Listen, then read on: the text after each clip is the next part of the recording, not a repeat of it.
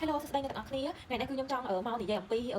បបោមាត់ចានិយាយពីបបោមាត់ហ្នឹងគឺខ្ញុំចង់និយាយពីប្រាប់ប្រាំចេះដើម្បីភ្ញៀវខ្លះពេលដែលគាត់មកជួបយើងតមានន័យថាគាត់យល់អីដែលយើងនិយាយឯងប៉ុន្តែក្រោយពីដែលផុតពីយើងទៅពេលដែលគាត់មកទទួលសេវាកម្មអីនៅកន្លែងយើងមួយថាសេវាកម្មបបោមាត់ខ្ញុំនិយាយពីបបោមាត់ហ្មងអញ្ចឹងតើតើជាមួយនឹងបបោមាត់គឺស្ថានភាពមនុស្សម្នាក់ៗគឺមានភាពខុសៗគ្នាអត់អាចដូចគ្នាឯងអញ្ចឹងអ្នកខ្លះមាត់ខ្មៅទៅអ្នកខ្លះមាត់សទៅអ្នកខ្លះស្លេកទៅអ្នកខ្លះមាត់ពណ៌សូកូឡាទៅអ្នកខ្លះមាត់ខ្មៅបែកស្វាយទៅអញ្ចឹងមានន័យថាប្រភេទមាត់ខ្មៅក៏ខុសផ្សេងៗគ្នាតាមសម្បូរអ្នកខ្លះគាត់ពីកំណើតរាងកាយរបស់គាត់គឺមនុស្សខ្មៅអញ្ចឹងទៅពេលដែលមាត់គាត់ក៏វាខ្មៅទៅតាមសម្បូររាងកាយរបស់គាត់ដែរអ្នកខ្លះរាងកាយរបស់គាត់ខ្មៅប៉ុន្តែមាត់គាត់ខ្មៅទេមានន័យថាមនុស្សគឺខុសៗគ្នាអញ្ចឹងអ្នកខ្លះមាត់គាត់ស្លេកស្លាំងអត់មានឈាមមើលទៅក្រោយពីគេឡើងគឺស្លេកស្លាំងអញ្ចឹងគឺគាត់មកទទួលសេវាកម្មក្នុងការផ្លុំព្យាបាលបបោមាត់ឬក៏ផ្លុំដាក់ពណ៌មាត់តែម្ដងអាហ្នឹងគឺអូខេក្រោយពីគេស្អាតដោយសារអីដោយសារយើងផ្លុំបញ្ចូលពណ៌ក្មេងៗឥឡូវគេផ្លុំបែប baby lip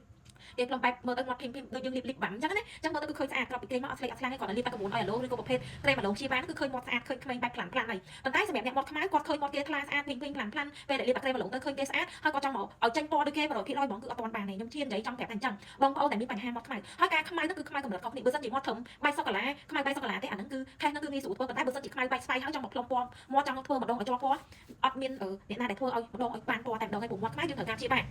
ហើយមួយទៀតការផ្លុំបបោមាត់ជាទូទៅអត់សូវមានអ្នកសម្រាប់រឿងការតមទេមែនទេតាមពិតផ្លុំបបោមាត់គឺយើងត្រូវការតមក្តៅតមហើតមគ្រឿងសមុទ្រតមអីចឹងទៅដោយសារយើងញ៉ាំឲ្យប្រយ័ត្នពេលដែលយើងផ្លុំមាត់ភ្លាមៗកាលណាដែលយើងញ៉ាំប៉ះជាតិប្រៃជាតិអីនៅកន្លែងបបោមាត់របស់យើងដឹងហើយព្រោះមាត់របស់យើងនៅពេលដែលយើងផ្លុំគឺយើងប្រើមុខមកចូលកាលណាដែលយើងផ្លុំទៅកាលណាដែលយើងញ៉ាំអាហារដែលមានជាតិប្រៃប៉ះនៅលើបបោមាត់អាចងាយនឹងពងបែកចឹងហើយបានគេឲ្យប្រយ័ត្នមួយទៀតហ្នឹងគឺប៉ះជាមួយនឹងកម្ដៅថ្ងៃជាពិសេសមាត់ដែលរបកហើយភ្លាមៗណាពេលដែលយើងជិះម៉ូតូទៅណាក៏ដោយឬក៏យើងធ្វើដំណើរចេញខាងក្រៅពេលដែលមាត់ប៉ះយើងប៉ះនឹងកម្ដៅថ្ងៃគឺវាងាយនឹងធ្វើឲ្យមាត់យើងនឹងស្លាវព្រោះមាត់យើងទៅតែផ្លុំហើយចឹងខ្ញុំរីកមិនឲ្យប្រយ័ត្នរឿងចំណុចហ្នឹងមែនតើអ្នកដែលផ្លុំព្យាបាលបបោមាត់ហើយការញ៉ាំរបស់ដែលក្តៅដែលធ្វើឲ្យស្បែកមាត់យើងនេះរលាក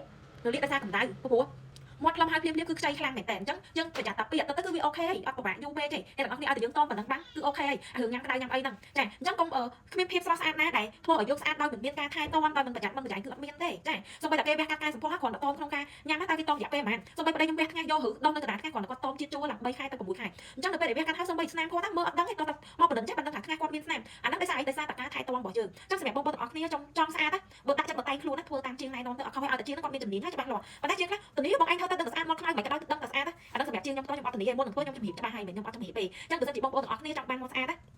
អាច inbox ខ្ញុំបានហើយតម្លៃខ្ញុំហ៊ាននិយាយថាគឺពិសេសខ្លាំងហ្មងគឺខ្ញុំតែងតែប្រម៉ូសិនឲ្យភ្ញៀវនៅពេលដែលភ្ញៀវ inbox ឆាតមកសួរតម្លៃខ្ញុំផ្ទាល់ហើយបច្ចេកទេសក៏ដូចជាការធ្វើគឺយើងធ្វើតិចនិចថ្មីគឺយើងអត់ធ្វើតិចនិចចាស់ទេអ្នកនរគ្នាអញ្ចឹងកុំភ្លេចណាចង់បានមកស្អាតអាច inbox មកខ្ញុំបានក្រោបពីគេស្អាតនៅលើផ្ទៃមុខមានចើម eyeliner និងបបោមាត់អរគុណ